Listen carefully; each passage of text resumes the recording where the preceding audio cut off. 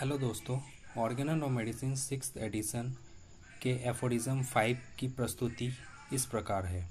Aphorism 5 शुरू करने से पहले दोस्तों मैं बताना चाहूँगा कि नॉलेज ऑफ डिजीज़ का जो एफोरिज्म है वह एफोरिज्म 5 से लेकर एफोरिज्म 17 तक है।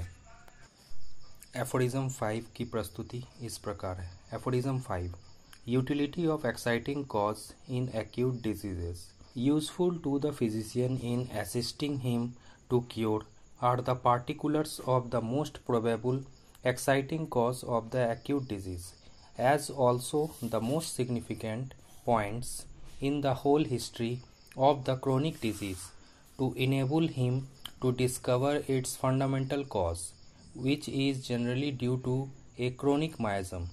In these investigations, the ascertainable physical constitution of the patient, especially when the disease is chronic, his moral and intellectual character, his occupation, mode of living and habits, his social and domestic relation, his age, sexual function, and etc.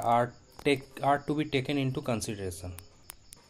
सूत्र 5, रोग के मूल कारण की खोज। बीमारी नई हो अथवा पुरानी, चिकित्सक को बीमारी के मूल कारणों की खोज करना नितांत आवश्यक है। नए रोगों में रोग उत्पन्न करने और रोग को उत्तेजना देने वाले कारणों पर तथा पुराने बीमारियों में रोग के इतिहास पर चिकित्सकों को बहुत अधीरता और सावधानी से विचार करना चाहिए, क्योंकि ऐसा करने पर ही रोग के मूल कारण का पता लग सकता है।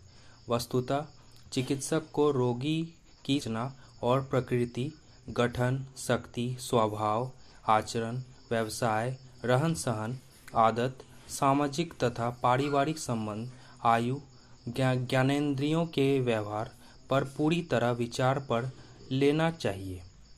टिप्पणी इसकी इस प्रकार है। प्रत्येक रोग का कोई न कोई कारण अवश्य होता है। नए रोगों का इलाज करते हुए चिकित्सकों को उसके कारणों पर विशेष ध्यान देना चाहिए। इसी प्रकार पुराने रोगों में रोग के इतिहास की जानकारी प्राप्त कर उसके मूल कारण को समझ लेना चाहिए।